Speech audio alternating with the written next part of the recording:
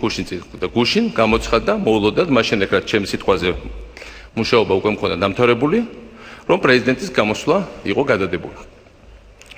გადადებული იყო და თან გადადებული იყო ულტიმატური ფორმით, რომ პრეზიდენტი ვერ გამოვიდოდა პარლამენტში, მანამ სანამ პარლამენტის უმრავლესობა და უმცირესობა, ერთად უმცირესობა არ დათანხმდებოდა იმ საკონსტიტუციო ცვლილებებს, რომელიც მინდა ხაზები გაუსვა. ეთქება არა იმას, ეკრება თუ არა პრეზიდენტს თავრობის დათხოვრის უფლება.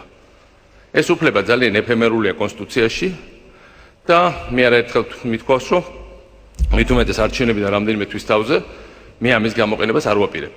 მე ძალიან კარგად მესმის პოლიტიკური დინამიკა და ძალიან კარგად ვიცი, რომ რაიმე სახის თავრობის დათხოვნა მით უმეტეს აი ახლა 3, 4, 5, 6 თვეში ეს არის დამანგრეველი, ეს არის პირველ რიგში იმისთვის, ვინც ამას გააკეთებს. იმ პოლიტიკური ძალისთვის, ვინც ამის ინიციირებას მოახდენს. საკონსტიტუციო ცვლილებები და საკონსტიტუციო უმრავლესობას აქვს სხვა ბევრად უფრო სერიოზული მიზეზები, იმიტომ როგორც არაერთხელ განმარტეთ, მათ შორის უმცირესობის ლიდერმა დავით ბაქრაძემ, ჩვენ მზად ვიყავით დავთანხმებოდით იმას, რასაც ისინი თხოვდნენ, რომ პრეზიდენტის აი ეს რაღაც რამდენიმე თვიანი უფლება რომ დაითხოვოს თავრობა, ამ უფლებაზე მიგვეცა ხმა, რომ ეს უფლება ინსტიტუციურად პრეზიდენტს აღარ დარჩეს. თუმცა ვიმეორებ, რომ ისინი ამ კონსტიტუციით მოვიდნენ თავრობაში, ამ კონსტიტუციას ეთანხმებოდნენ, როცა იყრიდნენ კეჩაშან ოქტომბერში. ეს იყო თამაშის წესები თავიდან დადგენილი და როცა უკვე თამაშის წესები გზაში ცვლი, ეს თავისთავად არის დემოკრატიის წინააღმდეგ განხორციელებული ქმედება. მაგრამ რეალურად ეს ცვლილებები არის ბევრად უფრო ძიმე, ვიდრე ბოლოს შემდეგ რამდენიმე თვეში პრეზიდენტის უფლებამოსილების, ეფემერული უფლებამოსილების, ასევე ჩემთვის პრინციპში დიდი მნიშვნელობის არ მქონე შეზღუდვა. პირველი რაც მათ უნდათ საქართველოს პარლამენტის გადმოტანა ქუთაისიდან თბილისში. მე ამას კატეგორიულად არ ვეთანხმები და უმცირესობის ყველა პასუხისმგებელი წევრი ამას არ ეთანხმება. ეს არის თავარი ჩვენი პირველი განსხვავება საქართველოს თავრობასთან.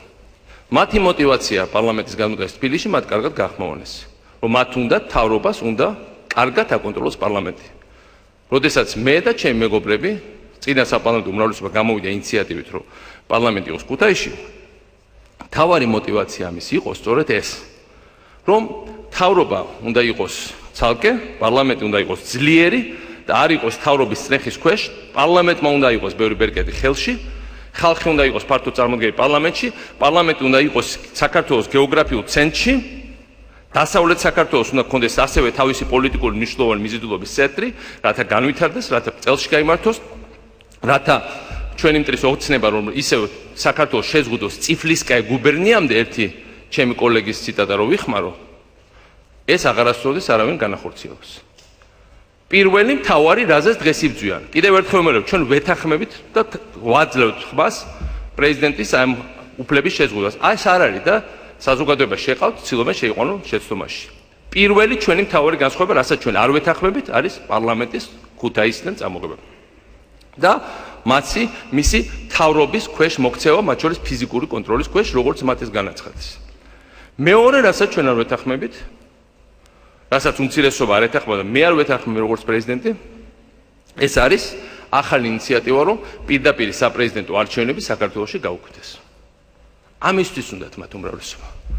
და ეს მათ დროზე ადრე ამას წინათ გაახმაურეს. ამისთვის მიდის დღეს ბრძოლა, რომ შემდეგი არჩევნები საქართველოში უახლოესი არჩევნები აღარ გაიმართოს.